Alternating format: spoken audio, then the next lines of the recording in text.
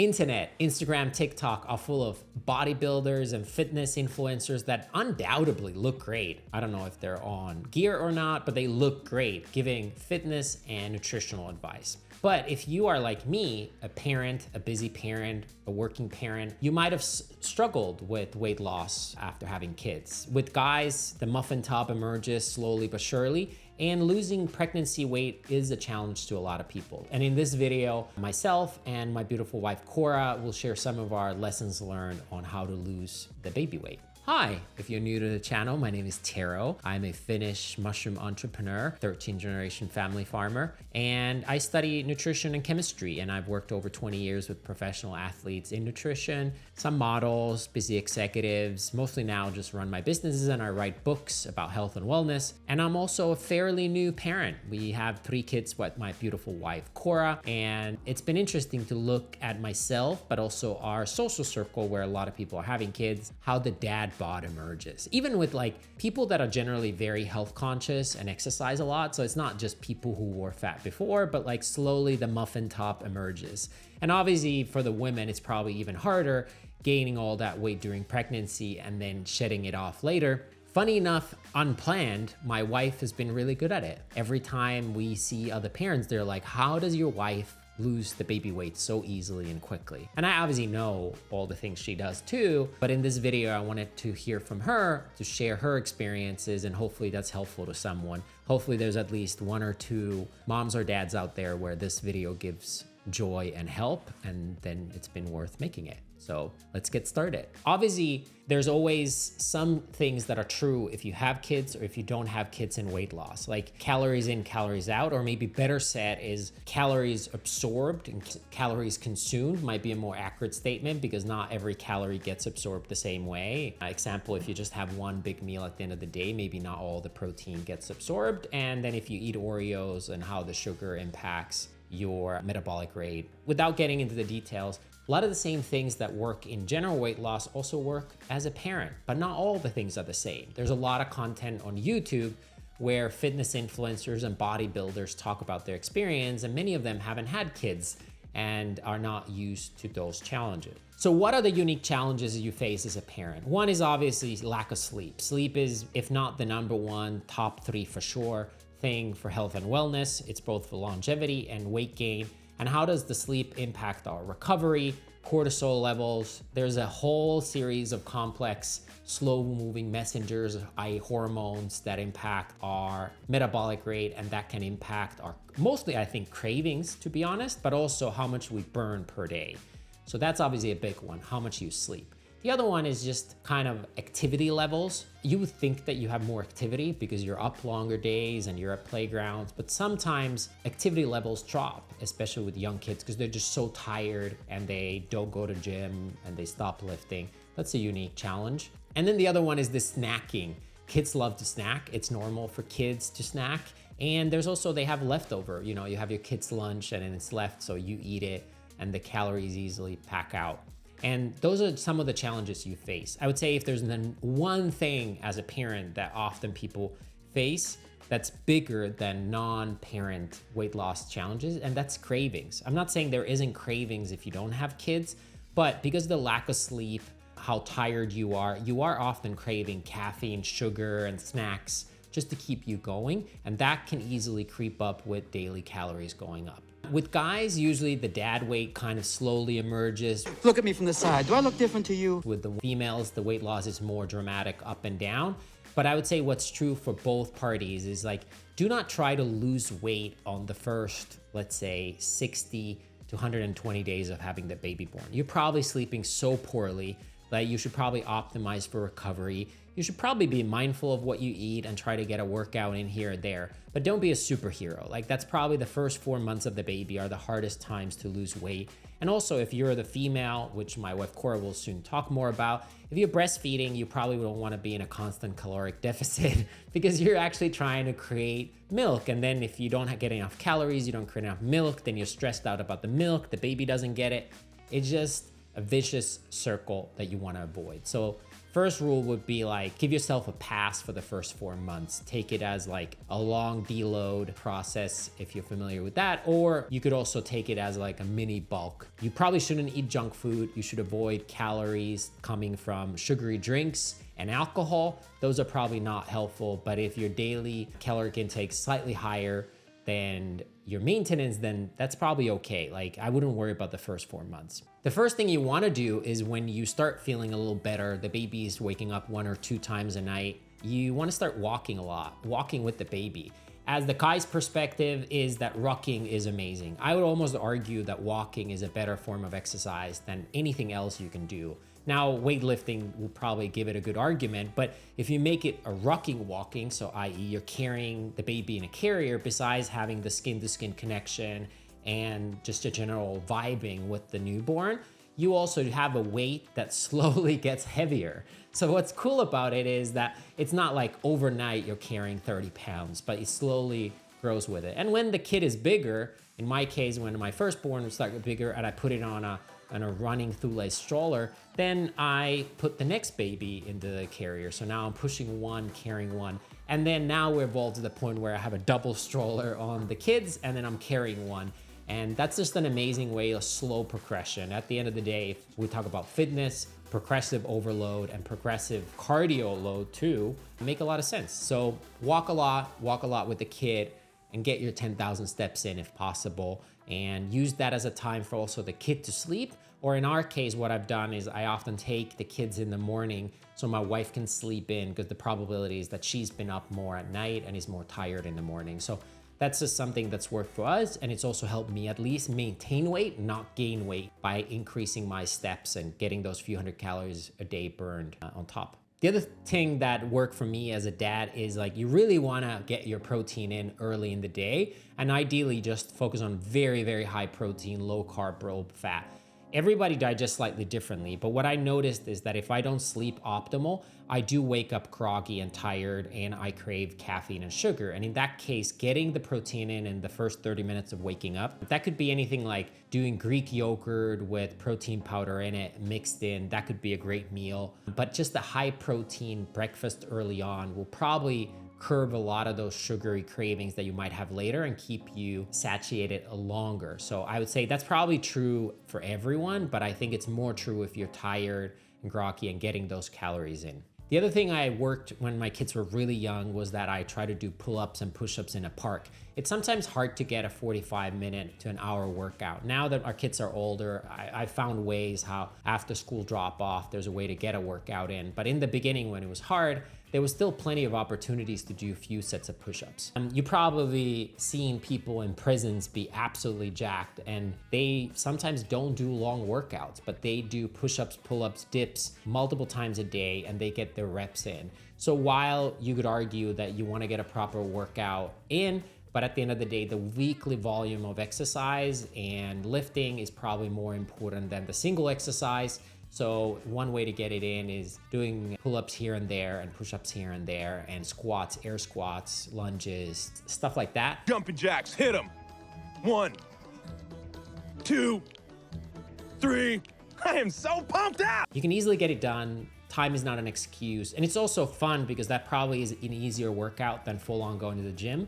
A lot of people get motivated to lose weight and then they go to the gym, usually in January, and then they stop because they get too sore, they go too hard. They work out like they're still in college, but now they're older, they don't recover as well. And by the way, you haven't worked out much in the last year to 10 years, whatever. So getting that body weight exercise in the beginning at the park is a great way to start and get going. The other thing that I find pretty common, and this just happened to me, we're actually fatter than we realize sometimes. Okay, I'm gonna get a Bowflex.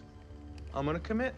I'm gonna get some dumbbells. Just gaining a pound a year or something like creeps up on you in a way that you don't realize. If you gain 10 pounds, you probably notice it. But if you gain 1 or 2 pounds a year for an longer period, you might not realize it. And we often think we're skinnier and smarter than we really are. And I've been weighing myself consistently, and I've used in-body measurements, if you're familiar with that. Those are not that precise. And it was a wake-up call for me after my oldest kid turned about 3.5 to realize that, like, hey, I did a DEXA scan and it was like over 20% body fat, where I've used to being in the 15 to 18% range, and when I was younger, like 13 to 15. Like nothing crazy, but like normal weight. 20 is like you're kind of approaching like overweight levels. And I was like, whoa, that happened, like sneaked up on me. And I made a serious effort to walk more. And that helped me now lose close to 20 pounds over many months, and with breaks in between, by focusing on protein, limiting alcohol, limiting snacking, not eating every leftover snack that my kids left, and also obviously weight training as well, more regularly. But hey, let's talk to my wife. She's amazing. Obviously, I'm biased, but she's amazing, truly. And every time we go somewhere with other parents, they're like, how is she so skinny and in such good shape so quickly, a few months after having a kid?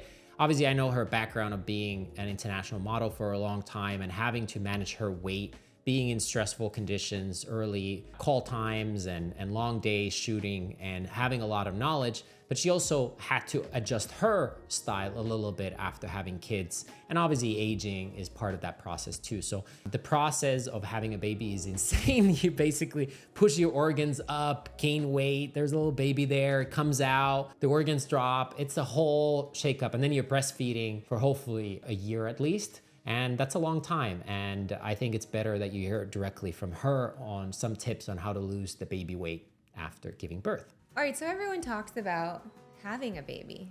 You know, this emphasis is you're pregnant and you have a baby and everyone's so excited and you have a baby shower. A lot of times when people come to see baby, it's kind of more of a take and you're so exhausted, you've just given birth and you're in this really fragile, delicate state. Everyone wants to hold your baby. They don't really ask you how you're doing, not in a real deep, meaningful way. They don't do your dishes, they don't cook for you. You're just like showing baby off and then they leave and then you're all alone. This can feel really, really lonely. And I think this is the general consensus of all moms at what they feel postpartum. And I think there's a lot of cool ideas from other cultures around the world who emphasize a little more on mom and postpartum. Another really cool thing that they do in other cultures is the first 40 days.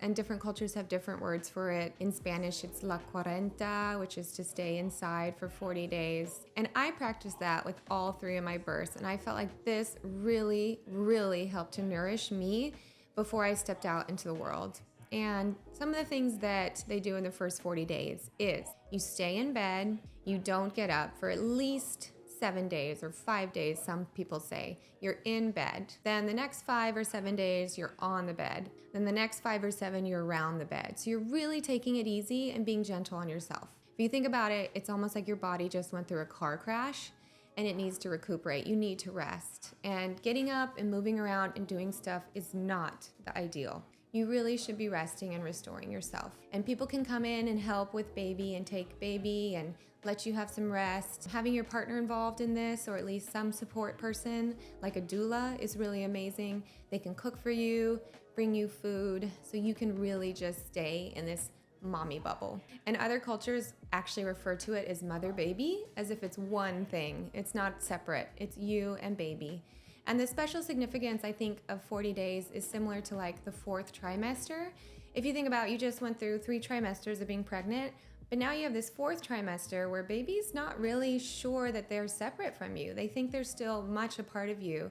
And to honor this 4th trimester of time where you guys are still super intertwined and super dependent on each other. So luckily I had a partner that was so helpful and supportive with this, but you can hire a doula or have your in-laws come or anything like that. And what Taro did for me was he cooked these super amazing, nourishing, full-fat, hearty meals that helped to warm up my body, keep it warm, but yet were easily digestible. And the theory behind this is you want to have easy digestible food so your body's not doing extra work to digest the food, but you want to have a lot of fat, and that will help with your milk and nourishing baby. And another thing that they really stress is to have warm food. So if you follow Ayurvedic principles at all, Vata energy is really airy and light and it's cool. And when you've just had a baby, this idea is that you're full of Vata, you're full of this air. Your womb space was open, baby came out, and now you're full of air. And you need to warm it up and get the Vata energy out and have more of like kapha, warming, grounding energy. So you do a lot of spices like cinnamon, sesame seeds, nutmeg, turmeric, things like that will warm up the body. And honestly, I did not think about diet in any form of anything for the first 40 days, except in the sense of having warm, easy digestible food. You're in this really fragile phase. Don't stress yourself out anymore by thinking of getting your body back. Your body is so resilient, it will get back. You don't need to stress it out in the beginning. You wanna make sure, oh, there's little baby. You wanna make sure that you're getting enough food and enough calories so you can have your baby well fed and nourished as well. And when people cut these calories or cut out fat from their body, I see their milk supply dip a lot. Don't stress yourself out. Trust the process that you will get back, and give yourself some grace in at least these first 40 days. Okay, so you just had your baby, and one common misconception is your stomach is just flat immediately. And it's not. Your stomach is still in almost the form of a baby shape for a little bit there. And some really helpful tips to get your body back after baby is belly wrapping. That's one big thing that they do in other cultures that I incorporated into my care, which was to wrap the belly with this sort of like band. And that helps to warm up belly, bring it in, remind your muscles to keep your belly taut. One of the other things this belly band helps to do is to remind your belly and your stomach what it was like before you were holding baby. So you just had about probably 4 or 5 months where you were not using your abs at all, and you kind of forgot how to hold yourself. So this belly band really helps correct your posture, get your abs engaged, and remind your body what it felt like before baby. The first baby, I took about a month to get back into my jeans, which was really quick. With the second baby, it took a little bit longer. I think it took about 3 months for my jeans to fit and everything to go back to normal. Third baby probably took about 4 months. So each time you give yourself this grace, but following these principles, you can get back. I would have strangers come up to me and be like, oh, my body never looked the same after kids, which is such a weird thing to share, but I think it happens to women daily, is comments about their body while they're pregnant. And I think right after birth, that is really not something that should be on the forefront of your mind. I think forgetting about the outward appearance and what that's gonna look, and instead focusing on nourishing baby and you, is what helps you actually, ironically, to lose weight. Kind of shifting the focus away from the looks and working on the nourishment and the feeling and getting your body to work for you and work for baby.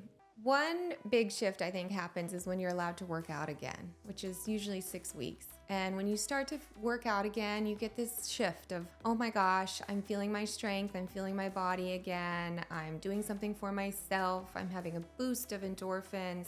And getting moving and working out can be a really nice way to be reminded of your body and what it can do. For me, that was always a turning point where I felt like, great, now I'm walking, I'm boosting endorphins. Who cares if I didn't get sleep last night? I know that this workout is gonna restore me in different ways. As you start seeing results, just a teeny result here or there, then it kind of reinforces it and you start to do your routine and your workout a little bit more because you're seeing good results. One of my biggest tips that I tell people, our first meeting before we work on any sort of meal plan, is I have you keep a food journal. And the secret here is that just being cognizant of what you're eating and what you're taking in on a daily basis can impact so much. A lot of it, it's like you reach for something, you're just bored maybe, and you're like, oh, I'm gonna have this cracker, this protein bar, or even if it's something good, it might be a mindless activity that you could replace with something else.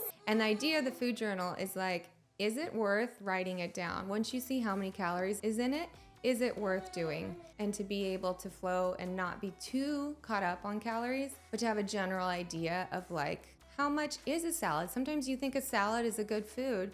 You go to look at the nutrients and it's like 800 calories maybe because of dressing. I hope this isn't a defeating point, but one thing that is also important to keep in mind is your body's not gonna look exactly how it looked when you were younger, before you had kids, before any of this. And that's okay. It's okay not to compare yourself to you 5 years ago or 2 years ago or 10 years ago, and to have a realistic expectation that you're still improving and you're still on your way to your goal, even if it's not exactly what you thought it would be. What do you think, Taika, do you want to be in it? Whoa. So I try to never get caught up on looking at old lingerie videos of myself and thinking, oh my God, I wish I had a body like that again, because look what I have now. This is way better. Little squishy bear. And I have a human that I can grow. And I want to make sure that I always have a good self-image of myself and a good relationship with food so that I can carry that on to my kids as well. So if you're a mom and you have any questions, please follow me and message me on Instagram. I love chatting with you and hearing your journey. Okay, thank you, Cora. Isn't she amazing? She's pretty amazing. Yeah. I just hope that like 1 or 2 parents see this and it helps them lose weight. That would be awesome for me. I don't normally like do weight loss content. I do obviously content around health and wellness and longevity, mushrooms, adaptogens, that kind of stuff. But this was something that a lot of our friends kept asking me and Cora about, so I felt like it was worthy of a video. Leave a comment below if there's a thing that we didn't mention that you think is helpful for the community, or if you disagree with something, you are free to disagree as well. Like, subscribe, and I hope to see you in one of my other videos. Ciao, ciao.